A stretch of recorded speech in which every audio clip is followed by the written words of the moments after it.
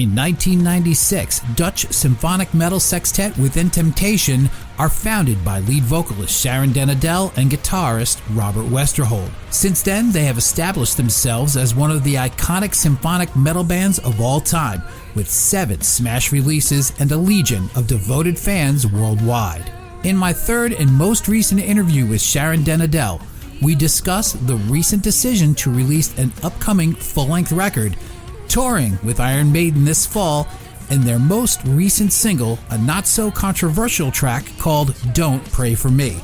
This is a Launchpad Live and 99 WNRR interview with Sharon Den Adel from Within Temptation. Hey guys, this is Sharon from Within Temptation, and you're listening to 99 WNRR.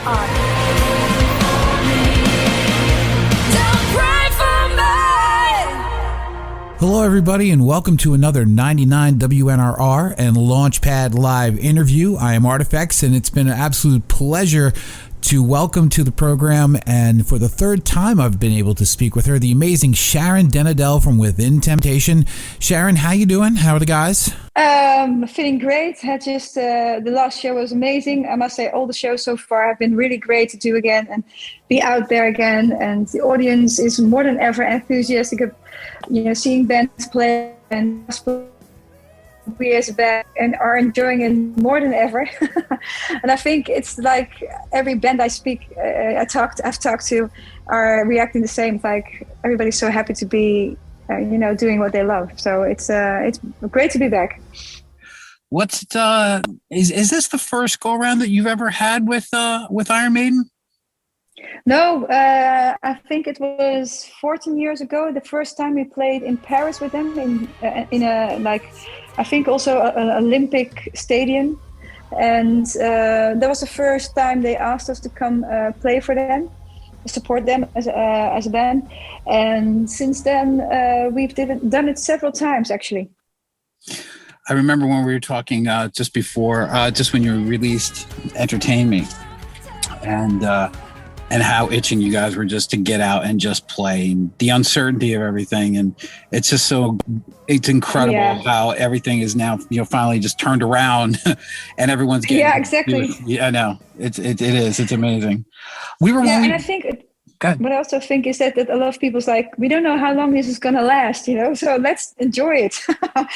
Let's see as possible as much as possible as we can. Yeah, is that an ongoing theme with a lot of the guys? Like, hey, you know what? Let's really. I mean, with everybody, all the bands that you've talked to, including you guys, it's like, a little bit, hey, yes. soak up this moment because we don't know when this one will end.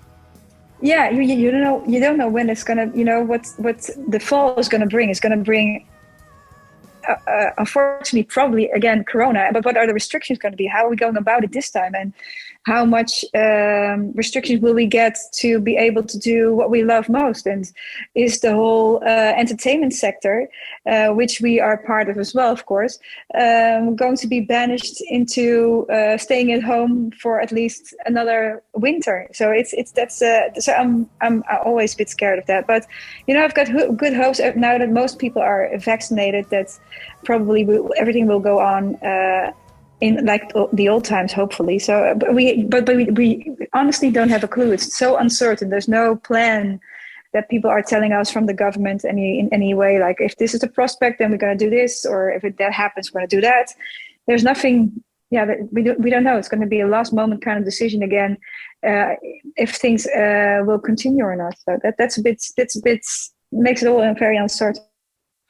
Not that artists don't appreciate what they have. I mean, there are some that I think they kind of look at it oblivious, but I think there's a lot of artists that really are in tune with it. But do you think, coming out of this, and this will be my last question on the touring aspect now, is do you think there's a renewed respect or just a different feeling from everybody? I think it's a new feeling of appreciation of what we got. I think we already knew we loved it, but how deep the love goes is actually, it's really, you can really feel that now. It's like when you're on stage, like, oh my God, I've missed this so much.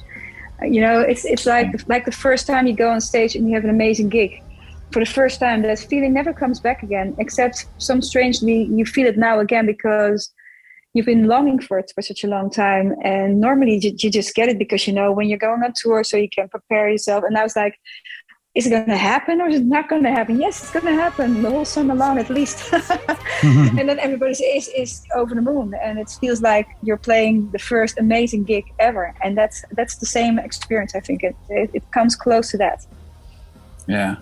When we were talking last with the Entertain You single, I had asked, and there was nothing going on. You guys were going to put out a couple more singles, but there was not a talk or even a consideration of doing a full length. And from what I understand now, that there is the full length. How did you guys come to that and say, what was this like? Hey, we got 4 or 5 great tracks. Let's just finish a full length record. Was it what made you guys change your mind? Well, of course, when COVID happened, of course, and we had to postpone our tour with Evanescence, at that time we were thinking maybe it's a year, we do 1 or 2 singles, and then we have some nice songs to play live when we do go on tour together. And because our album was already a year old, and we had been playing everywhere already before the album came out, and promoting also already the new songs from the latest one at that time. And so we felt like we needed something new for the new tour with Evanescence. And then, of course, there was a new year added to it upon the first one. 2 years of COVID instead of 1. And then you have a lot of free time all of a sudden. And we felt like it was actually a really liberating feeling to make songs in the moment. Like you write something that you like, and then you release it within a few months and immediately get the feedback from people, what they like about it. And it was just something that we already had in mind before COVID happened. But during COVID, it was actually like, a no-brainer to go on with it, actually, because for us it was like keeping ourselves a bit sane, doing what we love, making music and writing, and at the same time also trying to stay in contact with our fans who had the same problem, like being isolated and felt probably a bit lonely out there. Mm-hmm. So we felt like this is the best way to stay in contact with fans, and also for ourselves to keep on going and to keep ourselves busy and do something positive. I guess the Aftermath special concert really helped with of course, taking up a lot of that time, because that was just a massive undertaking. Yeah, it was. It took us months to prepare. It might not look like that, but it was a lot of work. And that also took away a lot of time that we normally would have used for writing. But we felt like this is a nice opportunity to test something that's totally new for us and for a lot of people, and discover if this might be a format for the future as well. And we would like it very much. If it's in a more quicker and more smoother way, meaning like software-wise, then we might do it again, because this took a long time for us, and a long time because we're very much involved, and then it takes away, like I said, time to write new songs, and that's something that's you need to keep busy with that, otherwise it's time lost also in a way. Worth its while, though, it was absolutely breathtaking. Thank you. Yeah, well, we loved it as well. Thank you. It's not the same as a real concert, of course, but still, it was really nice to do something really epic that you normally can't even do in real life. So it's a completely different kind of format, I guess. Yeah, and you know what? To me, it extends something that I've always believed in, that the symphonic and symphonic metal bands that have come out, and in that time, to me, were the next extension of the early 80s, grandiose, big show, big thematic. To me, bands like yours have carried that very special torch. I don't think there's any other genre that does it big, with the big shows and everything that goes on. To me, you guys have carried that torch that I think a lot of metal fans, Priest, Maiden, early 80s, carry very close to them. Yeah, well, we are inspired by them. Like, Iron Maiden with the big shows was like really like breathtaking when you saw that for the first time. It's like, oh, we want that too. But then in our own way, of course, a different kind of show, but it's really, and even now playing with them. I saw pictures before the show we went, we're on in Poland. It's huge what they're doing. It's so amazing. And I'm really happy that we had the opportunity to do, visually also a lot of things on stage. And especially with the tour that's coming up now, we really have a really beautiful and amazing setup. So it's something, we were inspired by the bands from the 80s, you're totally right. And we embraced it and tried to find our own way to do it with our own music. And yeah, I hope, who knows who's watching now as a kid thinks like, I want to be in the band too, and I want to do this later as well. I hope so. Well, I'm excited because as soon as that I found out, whoops, what was that? I got tickets for the October show in Newark, New Jersey.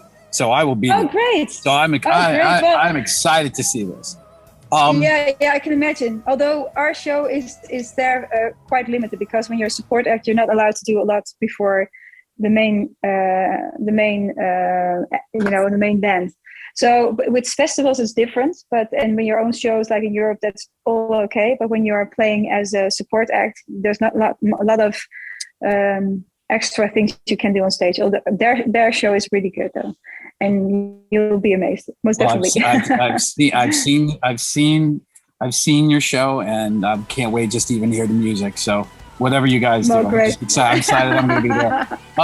What about? I want to talk about the new single, because that's very close to me. I listened to this and I caught the lyrics, so I want to go over some of that. Because a lot of stuff jumps out, and there's a lot of different meanings of, because anybody could take anything from a song, but there's all these little different instances that talk about, as I reference, in hell is where I stand, where I find my inner strength.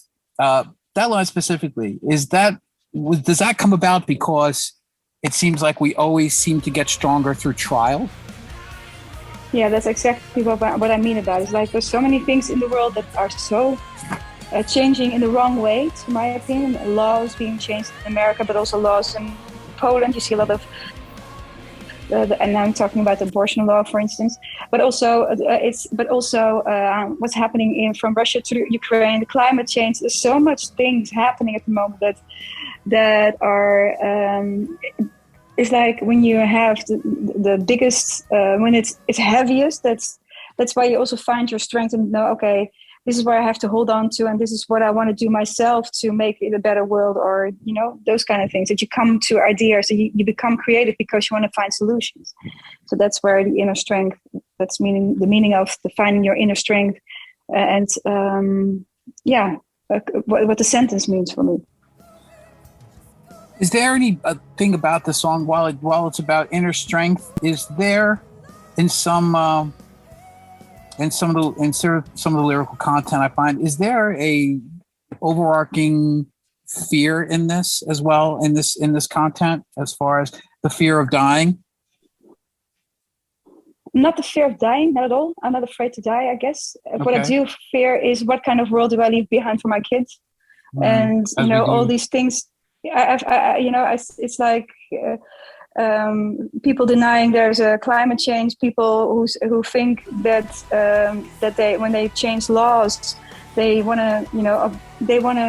I think a lot of things have to do with religion. Personally, I'm not against religion. I think it can be a very beautiful thing, but I think it's very difficult for me to understand how you can oppose it upon someone else. Meaning, like, if you make a law that decides that you're not allowed to have an abortion, for instance, it's mostly done because of the fact it's religion combined with politics, to my opinion. And the problem that I find in there is that somebody who doesn't believe or believes something different, or is different in a way, has to do with the same kind of laws, then because they have a certain view about how religion should be and how people should live, but then they oppose it upon people that maybe have a different religion or don't believe at all, and vice versa never happens. People who don't believe will never say to a person who is believing, you're not allowed to believe. It's maybe a crazy way of trying to explain this, but it's always for my, let everybody be who they want to be, and they'll be the best version of themselves, I think. And don't try to do things with law. I think there are scientists who can tell you when certain things are allowed to do with abortion, for instance. Abortion is just a way to explain. It's not like I want to talk about that mainly, but it's what concerns me. And because what you do see is a lot of people who are poor are the ones who will be affected mostly by these kind of laws, because people who are rich will always find a way to, find for something. And no matter what the thing is, what it's about, but it's more like, so it's always the poor people who will get in this negative spiral, who will be, whose lives will be so much, scarred by this. And because I do think it's you're scarring someone else, because you're making a decision that you believe in, and you pose it to someone else who might want to make a different decision. And I find that very difficult, maybe also because where I'm coming from, like I said, I'm not against religion. I think it's a beautiful thing if you keep it to yourself, and it gives you some kind of comfort, and that's something really beautiful, I think. But don't impose upon someone else, because someone else might believe something different or in a different way. And I think beliefs can be fluid, and I think that you should leave everybody in there, give people the respect that they can think for themselves and make the right decisions, whatever that might be.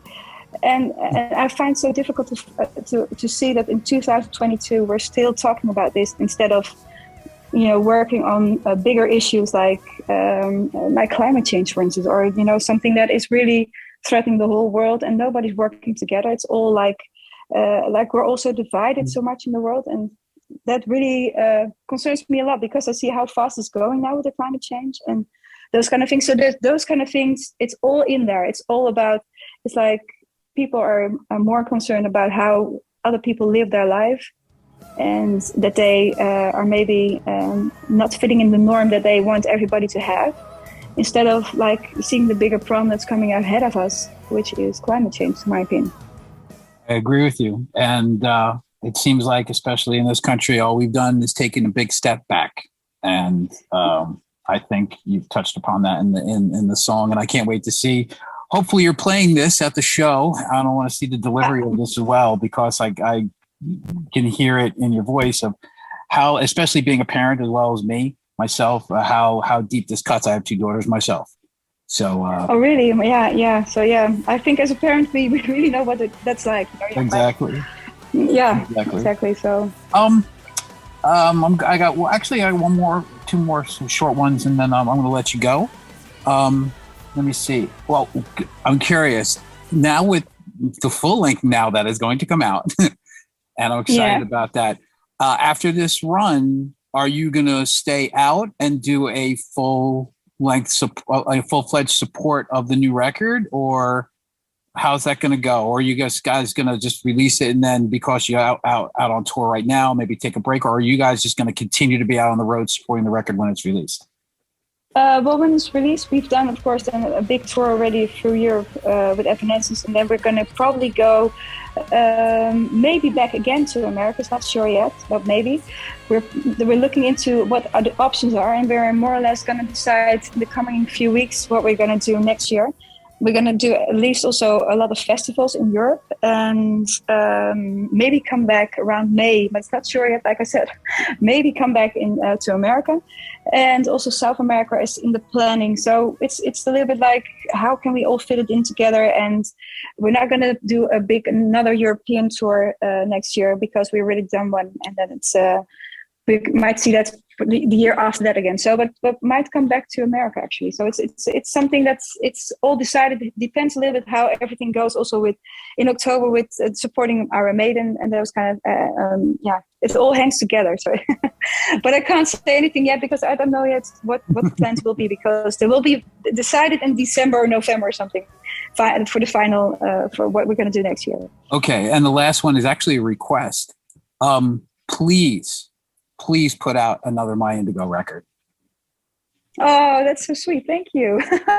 It is well, I have it constantly in my playlist in my vehicle, which I drive a lot. Really? Oh. And it's really one of my favorite records. And I'd love to see you do more. I'd love to see you do more of that. Oh, great. Well, yeah, I really loved making that album. It was really healing for me. Yeah. And so it was, I do think it might be a little bit different sound-wise what I would do next, but it's as soon as I have time, I'm going to dive into it. I think I should. So, but it's nice to hear that I've got some supporters out there. Yay. Yes, no, it's a wonderful record. It really is. It really is. I enjoy it very much. Listen, take care of yourself. Have a wonderful rest of the tour. Hopefully, I maybe get to see you in New Jersey. But let us know if you're there, and maybe text our Caroline, which is your contact, and we might meet up. Might do another interview or something. It's all fine. Okay. It'd be great to talk to you. It'd be awesome. Thank you so much for having me. Take care and be safe, Sharon. I'll talk to you soon. You too. Okay. Bye bye. Bye bye.